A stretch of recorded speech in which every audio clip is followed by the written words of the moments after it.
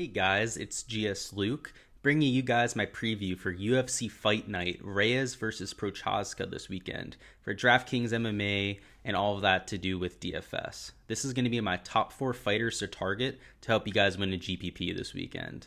So we're coming in hot off last weekend. We had a 4 for 4 in our video last week. I obviously did very well with my DFS, won a couple stacks there. Hopefully you guys were able to as well. All of our picks from Nama Yunus, Anthony Smith, Vinchenko, and even Usman, all of them had huge knockout wins, huge scores on DFS, so it was a great week for us. And we're going to look to continue that this week. So getting right into it, at number 4 for my fighters to target this week is going to be Kamaka III, who is coming in at a price tag of $8,400 and is a minus 165 favorite versus TJ Brown.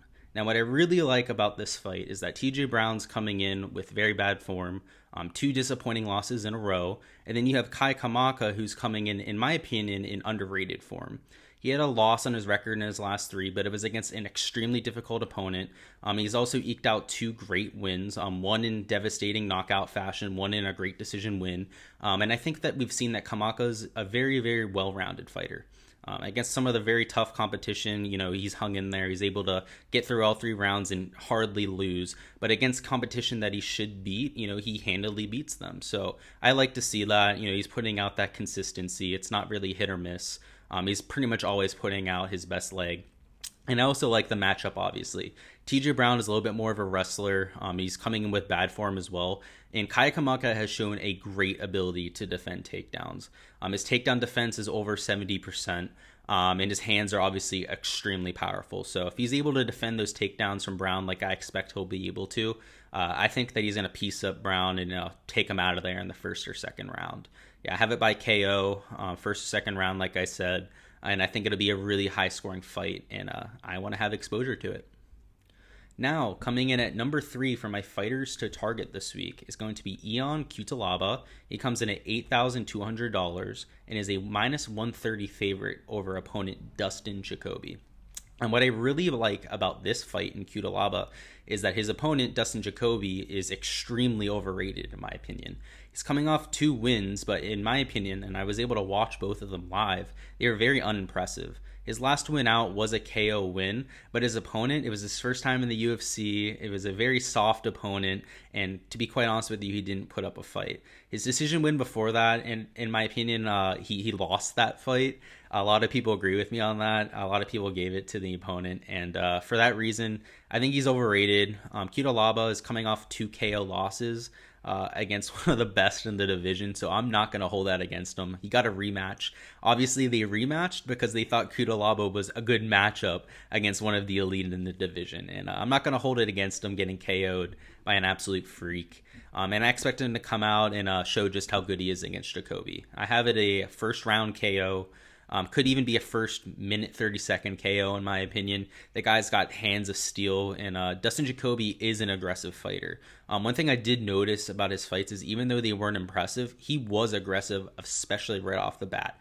I think that only helps Cutelaba's ability to score big this week. And I think if anyone on the slate is going to put up that quick finish, those extra 30 points for the finish in the first 90 seconds, it is going to be Cutelaba this week. And that's why I'm going to have a good amount of exposure to him. He could dud. He could end up losing this fight if Jacoby makes it a boring fight. But I think the potential is there. So that's why he comes in at number 3 for me. My number 2 target this week is going to the main event and is going to be Jiri Prochazka, coming in at just $8,300. And as of right now, he is a minus 140 favorite over Dominic Reyes. With this, it's a lot about the opponent as well. Dominic Reyes put up a massive, massive fight against John Jones. He looked all pro. He looked like somebody that was going to be a force to reckon with in this division for a very long time. The only issue is that John Jones hurt him extremely bad. Dominic Reyes was cited as having both of his ACLs torn. He was pretty much hobbling around the octagon by the time that fight was over. And last time out, he took a devastating loss to Jan Blachowicz. He looked slow. He honestly, he was known for his kicks before the John Jones fight. He used them, a good amount in the John Jones fight, but a little bit less than normal. But against Blachowicz, he hardly used them at all. And in my opinion, I believe it was Cormier was mentioning it, that he thinks that his knees just might be done for. I mean, when you tear an ACL, it's not something easy to come back with, and a lot of times you have those limitations. And if his biggest weapon has been taken away from him, he's going to be a wounded duck. He's not going to be out there for very long. And Prochazka he's on an opposite trajectory. He's came into the UFC, had an extremely impressive knockout over Victor Uzumir, and again, it was a second round KO. He showed a lot of power, a lot of poise. And a lot of times the UFC, when they give a new fighter one of these, primetime performances against a guy who's seemingly a great fighter in the top 5, it's a trap fight. Prochazka, he's getting an opportunity to really make a name for himself, and I don't see him messing this one up, especially with a wounded Reyes. Even if Reyes is a little bit more recovered than he was in last fight, he's just a shell of himself, in my opinion. So I have Jiri winning this by KO. I don't necessarily have a round for you here. I think it may take a little bit of time just because of how tough Reyes is. But we saw it last time out. Reyes is capable of being finished, even though John Jones wasn't able to do it. But I do see Prochazka getting the job done this week. And coming in at number 1, my number 1 target this week is going to be Giga Chikadze, coming in at $8,600. And he's a minus 200 favorite against Cub Swanson. Now, Giga Chikadze is finally coming into his own. He had a couple uninteresting performances, I'll say, his first couple times out. A couple decision wins, a couple close fights that on paper weren't even supposed to be very close. But his last time out, he came out, delivered us a devastating knockout, something we were expecting to see from him for a long time. And that's because he has this pedigree as one of the most technical strikers in the world. Regardless of sport, regardless of whether it's in the UFC, Bellator, kickboxing, because that's where he made his name. Chikadze is known as an unbelievable striker. He has a lot of wonky movement, a lot of crazy spinning back fist, roundhouse kicks and whatnot. And when he first came into the UFC, we didn't see a lot of that. He was more composed, more modest. But last time out, he was a little bit more stylish, a little bit more of himself. And obviously, put that combination together and got the devastating knockout. Now, Cub Swanson's on a little bit of a different trajectory. He's had a couple, disappointing fights.